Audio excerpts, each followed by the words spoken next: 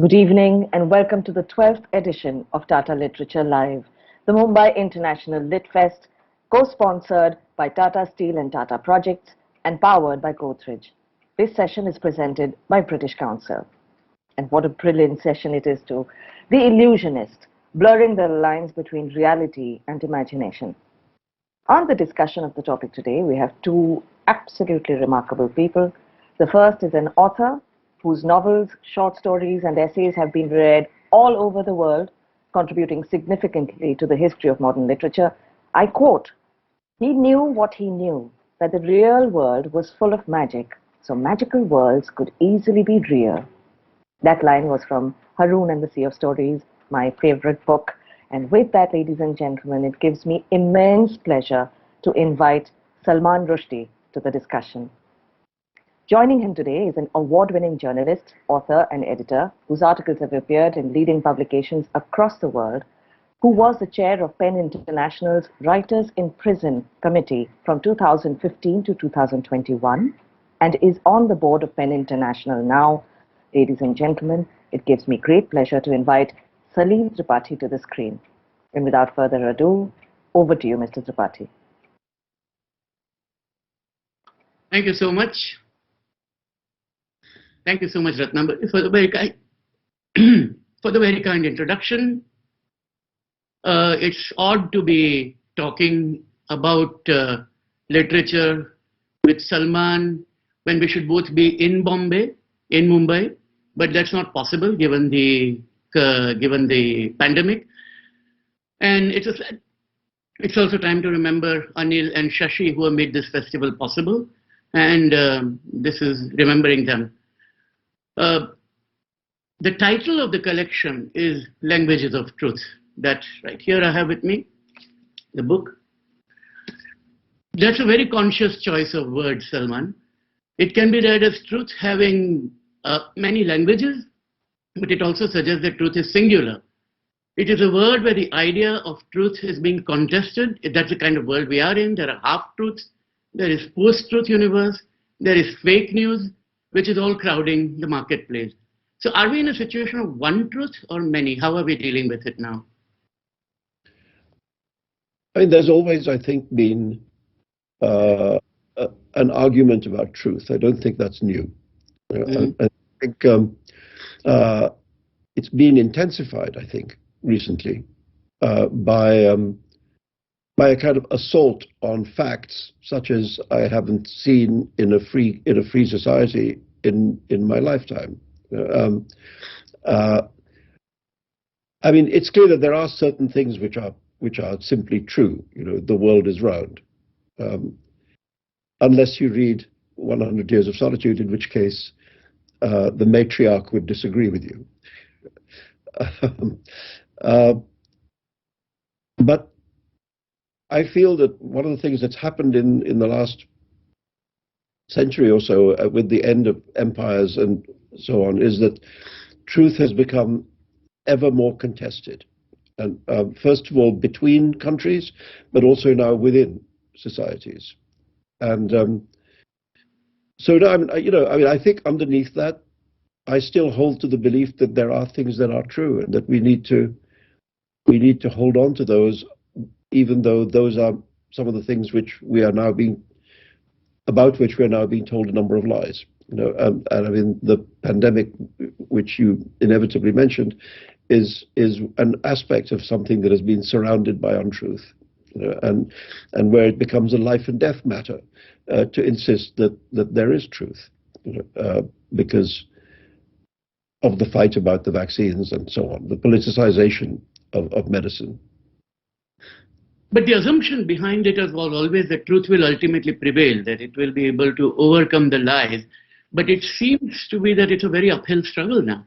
I mean, whether it is, issues such as the critical race theory debate in the United States, or about, who built what in India at what time, and other kinds of histories that are being contested. And how do we reckon with that? I mean, can the single voice of a writer challenge that? Well, historically, that's what literature has done. And even in extremely difficult situations, such as the former Soviet Union, writers did do this. And of course, as we know from our work with pen, writers are often at great risk for doing this.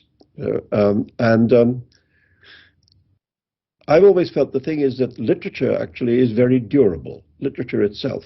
That if we think about the Soviet Union, many of the writers who were persecuted, their work has survived and the Soviet Union has not.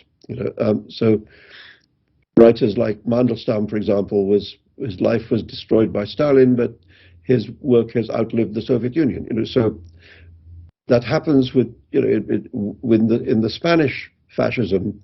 The poet Lorca was killed by Generalissimo Franco or his men, and yet his work has survived the fall of the Falange. So what I'm saying is that the work itself seems to have great durability. Writers, however, are very often vulnerable, and so it becomes important to defend writers around the world when they do this work in the old formulation of speaking truth to power.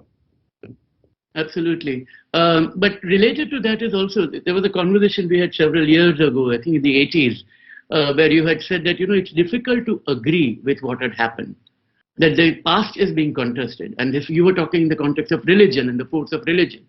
And when it is difficult to even agree what the starting point is. And this question is particularly relevant in the context of India. Now, when you write Midnight Children and you play with Indian history, there is a purpose to it. But now there is a political purpose behind that kind of reclaiming of history and rewriting of history. It might sound very naive, but is the only response to keep restating the truth? Are there newer ways of addressing it?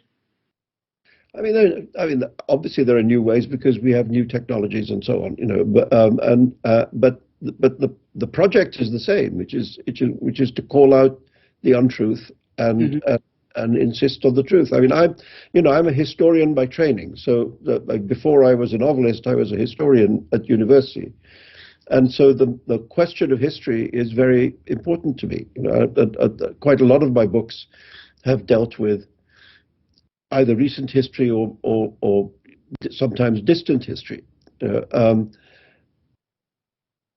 History has always been an argument. The idea that there is a thing called history which is just there has always been a kind of suspect idea, because if you look at the way in which history is written in successive periods of the world, it changes all the time. If you look at the way in which the 16th century was described in the 17th century, the 18th century, the 19th and 20th, it's different each time. So we always write the past in our own image. We find in the past the things that seem relevant to us in the present, and we heighten those aspects. What you're talking about is something more serious, which is a deliberate falsification of the past. Which comes back to the question of facts. And I remember reading, when I was studying history, a very interesting monograph called "What is a Fact?" And to give an example, lots of people cross the river Rubicon every day. But the fact that happens, but that is not a historical fact because it has no import. When Julius Caesar and his army crossed the Rubicon, that's a fact because it signifies something which can be derived from that fact. So a fact is something which has meaning. It's not simply an object sitting on a shelf. And what's happening right now is a great argument about that meaning. In India, how did we get here from there? And what happened along the way is something which is being heavily contested, and I think needs to be argued back against. And there's nothing we can do except to argue, to restate endlessly. And I think a lot of Indian historians are engaged in doing that right now. So trying to insist on the truth. I mean, the simple facts about what really happened.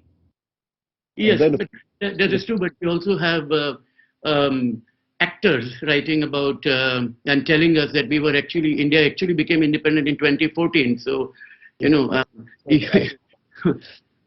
saw that. Well, I mean, there are I think we don't have to waste our time on foolishness. Absolutely. Yes.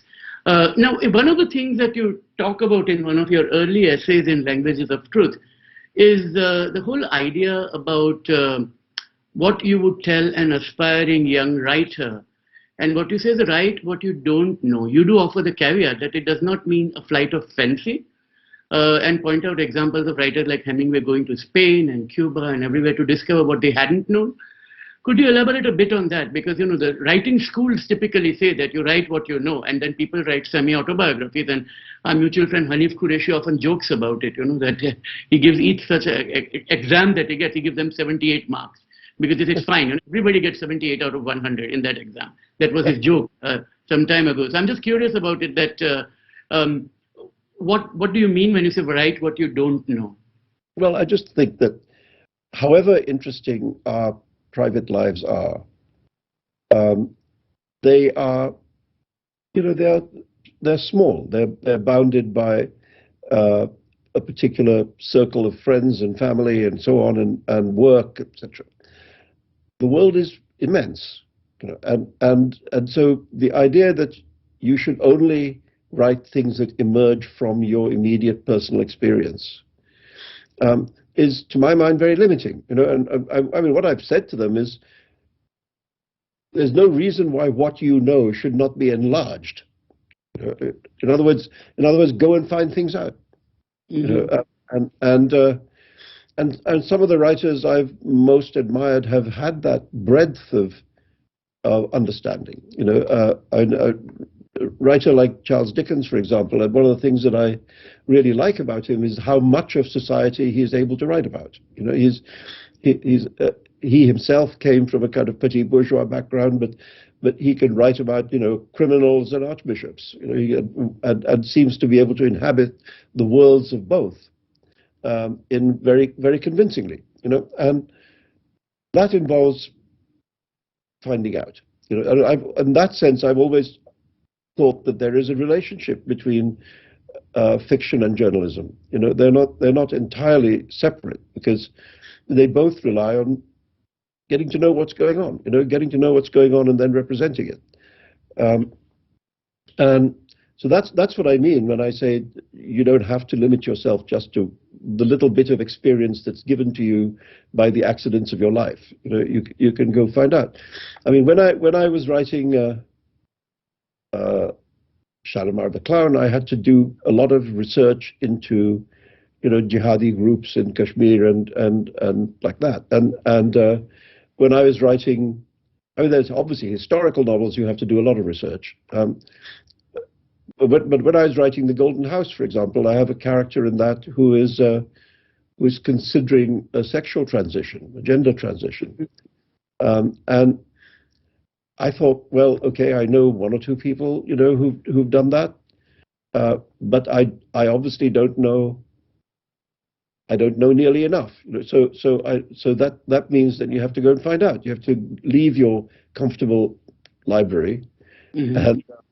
And go and meet people and talk to people, listen to people, ask questions, try and understand, you know. And so I mean, I did all that, and when the book came out, I thought, you know, maybe I'm going to be slaughtered, because these days, you know, there's a lot of landmines you can step on. And then I found, to my surprise, that I wasn't slaughtered, which either means nobody read the book, or that I maybe did the homework properly, you know, and I think that's kind of what I'm talking about. I'm saying, you know, if there's a subject that is very much in the air, you know, which the subject of gender issues is very much over here anyway, then if you want to find out about it, that means learning. I mean, one of the things that actually helped was a few years ago, I was asked to write a piece about the Hijra community in Bombay.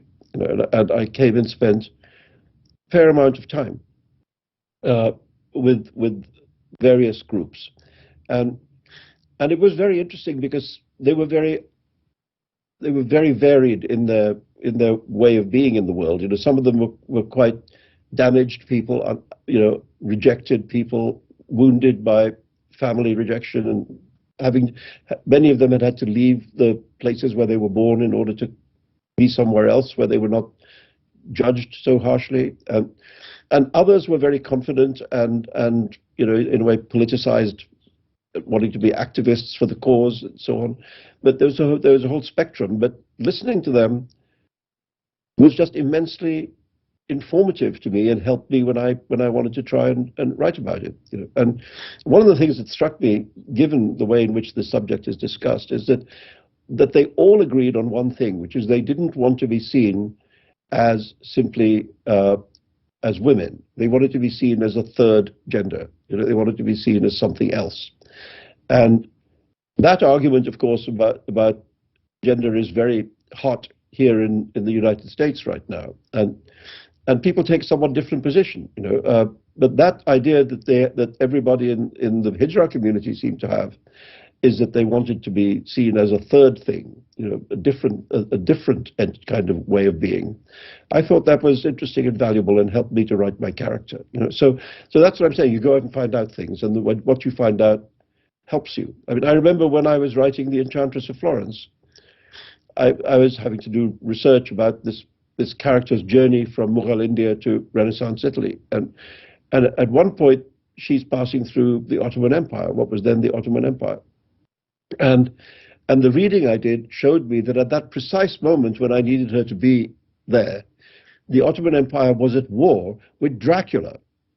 I mean, actually, Vlad the Impaler, Dracula himself. And I thought, what a gift this is, that I could actually have Dracula in my novel without even cheating. So research can give you great gifts like that. Absolutely. Absolutely. You mentioned Dickens, and that brings me to your newest experiment, newest foray, the Substack that you have started. Because, Dickens, of course, wrote his novel week by week, and there are other, for the magazine, as it were. And you are writing a novel, or an entertainment, as you choose to call it, about, the making of a film. And in that also you're, not week by week, but periodically you're writing. So I just wanted to understand the writing process. Have you got the plot already in your mind, or are you doing it step by step? What if you've changed your mind about a character? What had happened is that I had written, I had actually a couple of years ago, I had written a draft of this story. Because, I've always been interested in film, and I wanted to write something which was, in a way, kind of inspired by French New Wave cinema, really. And I wrote it, and I didn't really like it, and then I cut it in half, and I liked it better. Instead of being a novel length, it became, I guess if it was a book, it would be 110 pages or something like that, So it became more like a novella, and so I had it in a kind of penultimate draft stage, and then when I had this thought of going back to this very old, as you say, this very old way of publishing, which is in serialized form, I thought, well, okay, I'm going to do this, and what I'll do is each week when I put up a section of it, I'll try and finalize that section in a way to do a sort of week by week final draft, and see how that goes. So it's now, I think I've put up 13 chapters out of a total of 49, so it's about a quarter of the way through. And it seems to be working so far. I quite like that, writing against a deadline, that every week I've got to make sure that the next few pages are okay. And I always reserve the right, if I get to the end and decide that something needs changing in the whole thing, that I might just do that, But this, at the moment, I'm just, as I say, I mostly have it already. The novel I'm writing is a completely separate project. This is, it made it possible to think about doing the Substack thing. I think if I didn't have anything already ready to do, I think it would have been too much of an intrusion in the work that I'm doing. No, there's certain playfulness, because I've been reading the Substack, and all your encounter, the Three Musketeers story, and your meeting with Hubble and so on. There's a lot there, and then you sometimes read out. And so Is it taking the form that you had intended, or are you going with it, going along with it as it takes you? No, I'm just making it up as I go along, really. I mean, just, you know, the idea, for example, of reading. I mean, I hadn't thought of doing audio, you know, but then I was told that the site has an audio capability that you can read things into the Substack page, you know. And then, as it happened, I read that it was the something anniversary of Moby Dick, you know, and I thought, well, what I could do in honor of Moby Dick is to read like my favorite passage, which is the final confrontation between Ahab and the whale, you know, which is where his writing acquires a kind of Old Testament quality. It becomes this kind of biblical power of the way it's written, you know. And I thought that'd be very fun to read out. So it's just a few minutes, but and then I thought, okay, well, maybe I'll every so often do that. I'll just pick up a book that I like, and not my own books, other people's books. And I mean, one of the things I like about it is being able to celebrate work which is not your own, you know. So when I can tell a story about, as you mentioned, about meeting Mario Vargas Llosa and Umberto Eco, and the three of us getting to know each other, for me, the pleasure of doing that is to talk about their work, not my work, you know. And I think, you know, the literary world, as you know, is not huge, and if you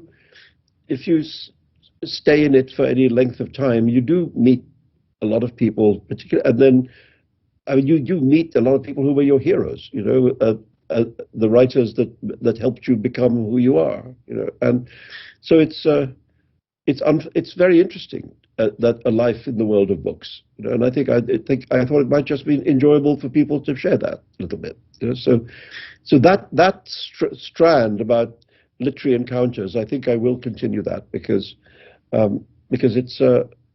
it's enjoyable to do, you know. It kind of allows me to tell funny stories about people that people might not know. You're writing a play. Tell us about it, if you're able to, or if willing to. Again, that's one of the things I did in the early stages of the pandemic. You know, I mean, I've always been interested in theatre. There was a point in my life when I flirted with the idea of being an actor, but I've never written for it, except consulting. I mean, there were two plays. There was a play made of Haroun and the Sea of Stories that the National Theatre did. And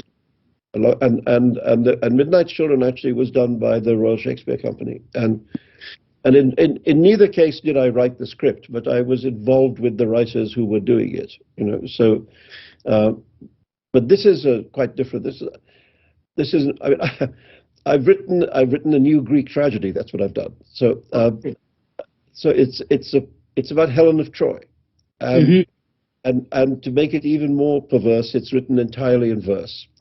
Oh, wow. Okay. So it's written in iambic pentameter, except for the chorus, which speaks in a shorter line. And,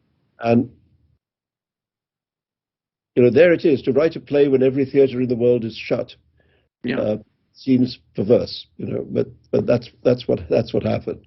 I mean, what interested me about her is that there she is, this incredibly famous name. You know, you say to anybody, Helen of Troy, they know what you're talking about.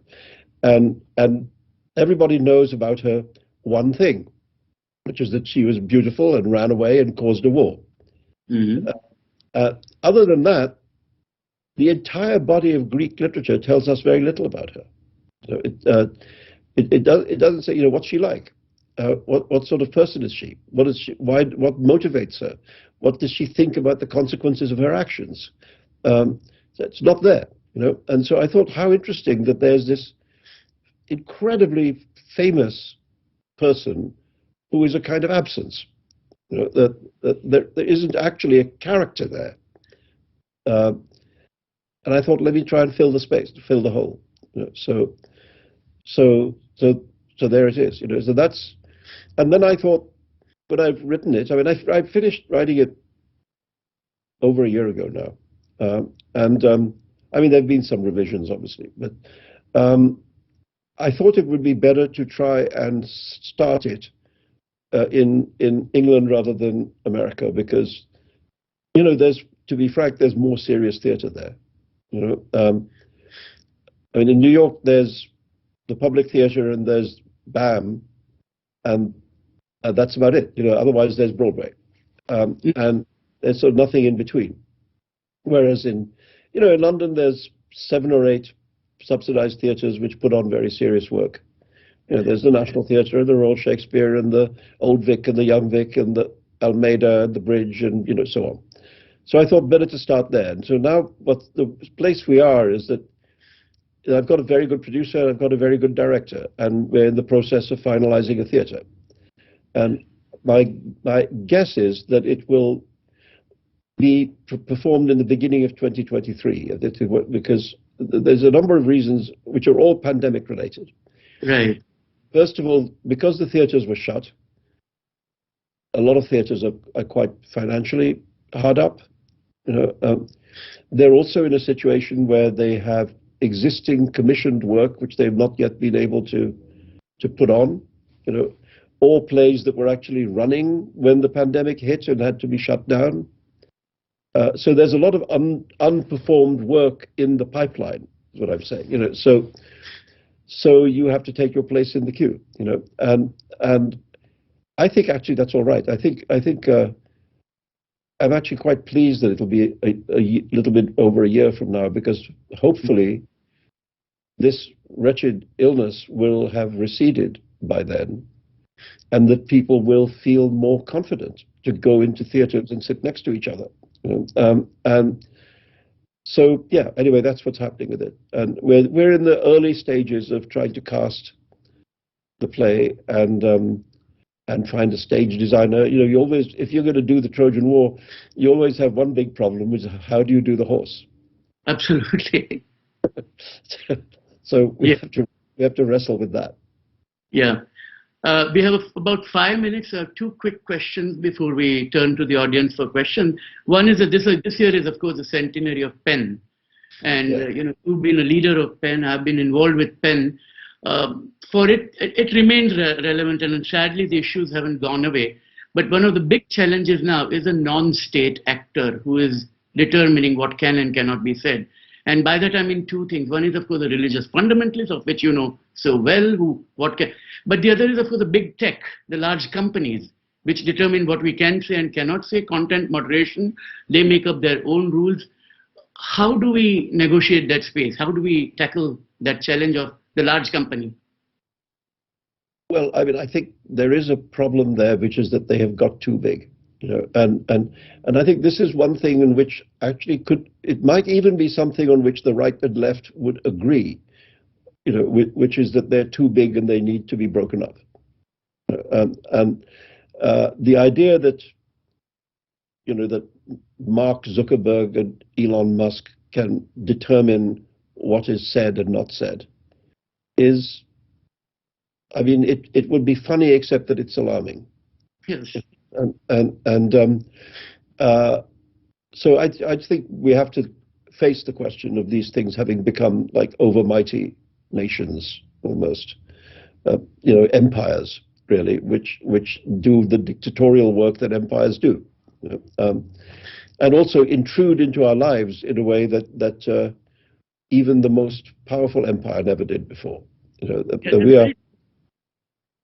Yeah, there's a very good phrase by Shoshana Zuboff, who teaches at Harvard, where she talks about surveillance capitalism. But she says that this intrusion is undetected. And I think that's the interesting part, that, we are willing participants in the process. Yeah, I think something has happened, particularly in a generation younger than ours, to the concept of privacy. Mm-hmm. And people don't seem to value privacy in the way that they used to. In fact, there's an opposite feeling, which is to display your private life in a way proves that it exists. Yeah. And if you're not publicly displaying, your birthday cake, your beach holiday, your dinner, then actually you didn't have that dinner or that beach holiday in some way. It doesn't exist until it's made public. And so for me, that's very, very strange, because I think I've always had a very strong sense of separation between private life and public life, and I'm content to, to do things like this and talk about ideas and talk about work, but I always have felt that my private life is my business, but this has changed. So you're right. We are we, or at least the future of we, seem to have a different idea about privacy, which is they don't care about it so much, and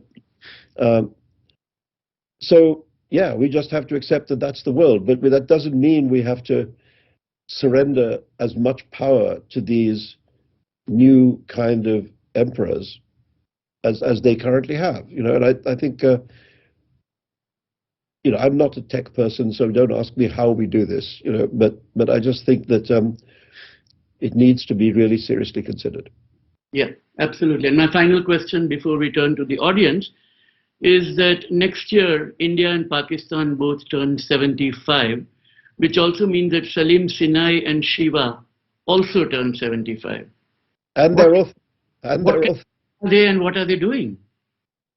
Well, I mean, Shiva doesn't survive the end of the book, does he? So yes, that's right. Truthfully, I have no idea what there are. On the whole, when I finish a book, I have no sense of the characters' lives after the end of the book.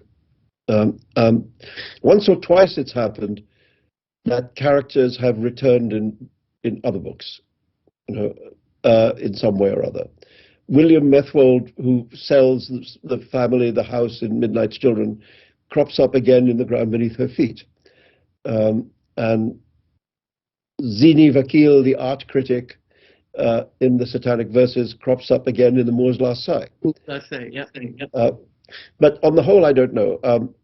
What I do think is, I remember when the book came out, so I mean, obviously it had a wonderful reception, but some people criticized the ending for being too pessimistic. I mean, the book ends in just after the emergency. It ends when Salim is having his 31st birthday. It seems to me, looking back at 1978 from here, and looking back at the ending of the novel from here, it seems almost absurdly optimistic. That the road that India has taken progressively has been, a much more troubled one and a darker road than anything that book foresaw. So I think I have no real intention of going back to Salim Sinai. I think he's had his turn. But I think, I'm also going to be 75 next year, and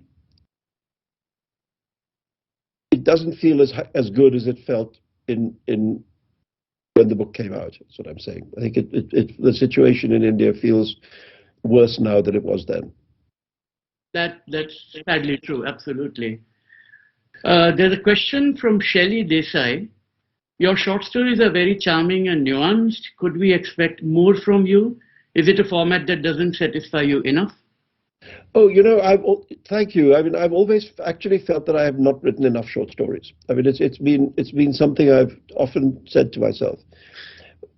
I mean, Salil mentioned the Substack page that I've got. I've actually so far put up 2 original short stories in the last 2 months there. So there's a couple there if you want to read them, and they're free to read. You don't even have to subscribe.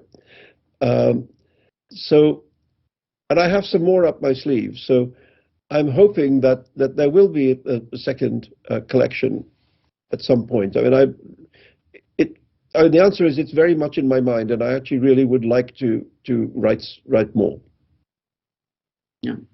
There's a question from Arun G. When fake news, alternate truths dominate the popular media, to what extent do writers have to fight to make their words seen in the crowded space? How do we? Well, writers have always had to fight. I mean, writing books has always existed in a crowded space. Well, certainly since the invention of other mass media like cinema, radio, television. So I don't think that's new. What I do think, I mean, a question that I've been asked, which is related to your question, is why do you make things up when the world is full of people making things up? And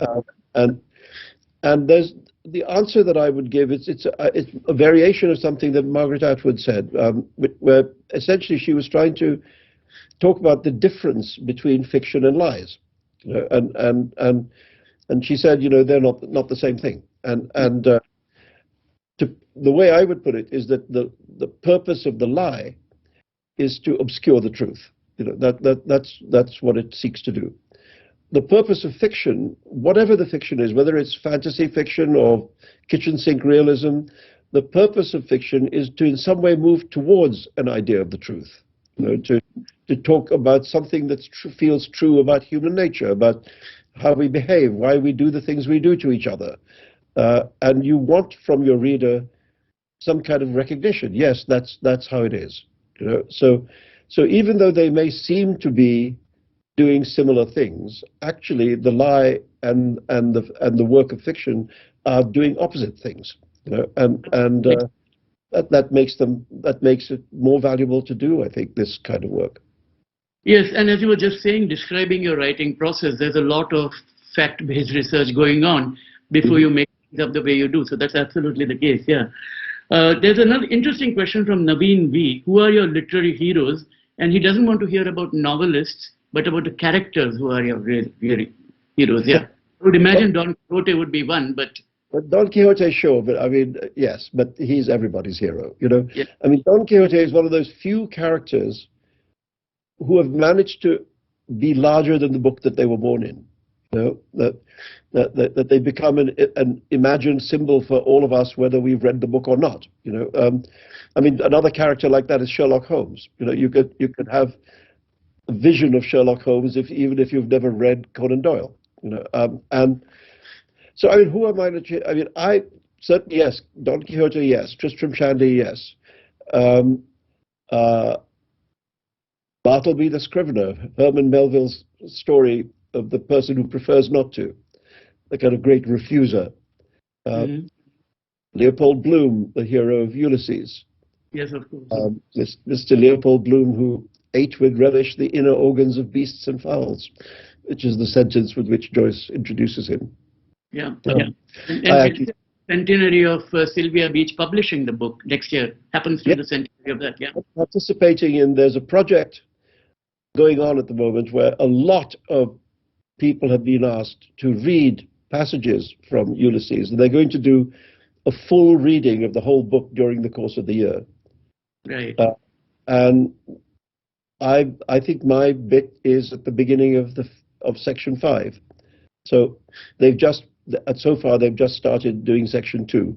So instead of having Bloomsday, famously June the 16th, is celebrated as Bloomsday because that's the day on which the action of Ulysses takes place. So this year we're going to have a Bloom's year instead of a Bloomsday. Right. But yeah, so those are some of them. I mean, who else can I say? I mean, it's a really long list. I mean, I like very much the old in 100 Years of Solitude. I mean, probably the most well-liked character is Colonel Aureliano Buendia, but I actually like the old patriarch with which the novel begins, the one who discovers that the world is round like an orange. Yeah. And his wife tells him off. Don't put those stupid ideas in the mind of the children. So it's a very good question though, because I think we do love literary characters. I mean, more than their authors, and that's as it should be. Yeah. There's a question related to what we've been talking about from Pritima. Is it possible or even necessary to preserve the sanctity of historical facts when we are writing historical fiction? No, it's not. I mean, but the question is, you have to know why you're doing. If you're going to mess with it, you should have a good reason for doing it. I mean, in Midnight's Children, for example, Salim gets things wrong. He gets things wrong a number of times. And it's because I wanted to talk about the discrepancy between history and memory. That I think many of us have that experience of having a memory which we are convinced is true and then discovering it's not true. I mean, for example, I remembered vividly being in India during the war with China in the 1960s, and I remembered how frightened people were, and how war didn't seem to be going very well, and people were saying, we've lost one empire, are we now going to have a Chinese empire, and etc. And then I talked to my parents, and they said, don't be silly, you weren't here, you were at boarding school in England. Mm-hmm. And when I looked up the dates, they were right. I wasn't there. But in my memory, I was there. I thought that's so interesting, that there can be that discrepancy between remembered truth and actual recorded truth. Right. So what happened is that in the novel, I played with that idea, and I just thought, I'm going to privilege his memory over the facts. So he's going to tell us what he remembers rather than what might actually have been the case. So yeah, there are reasons for doing it.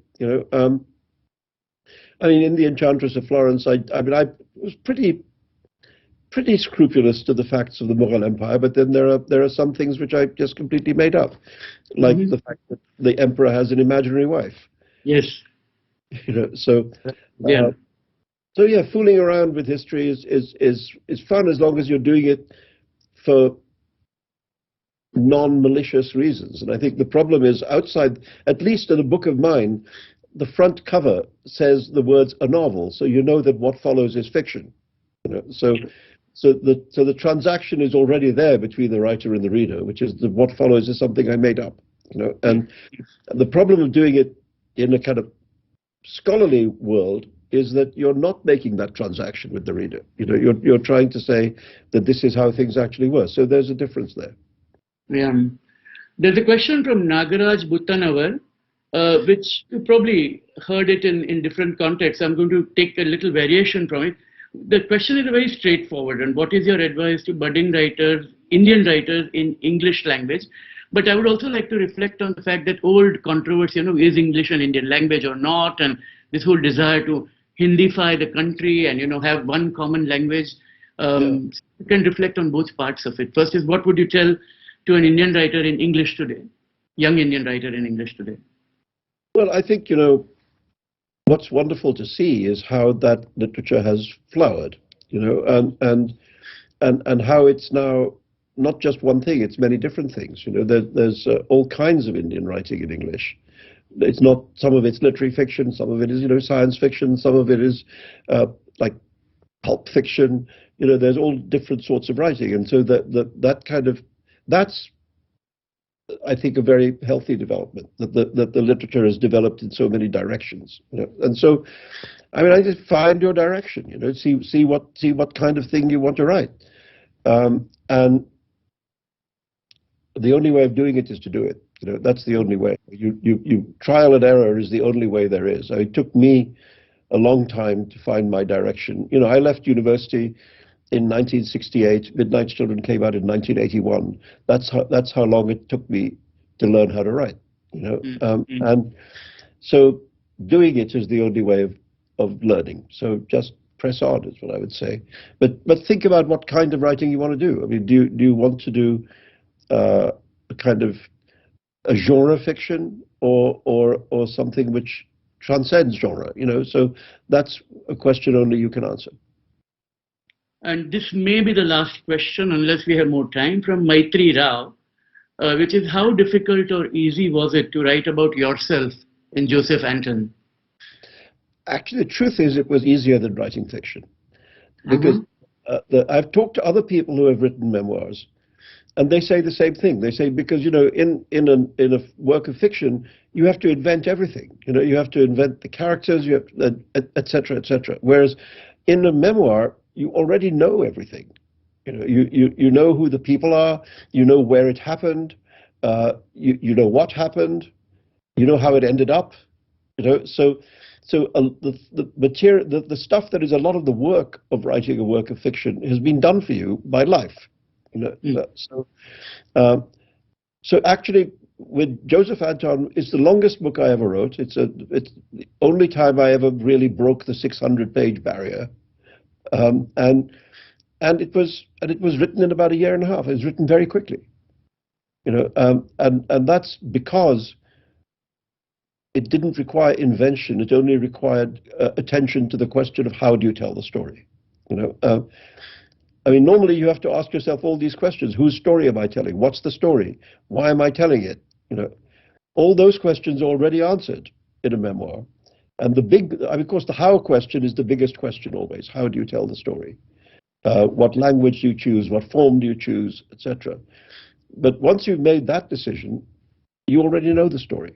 I mean, I talked to Martin Amis wrote a very good memoir called Experience, and said the same thing. He said it comes much faster.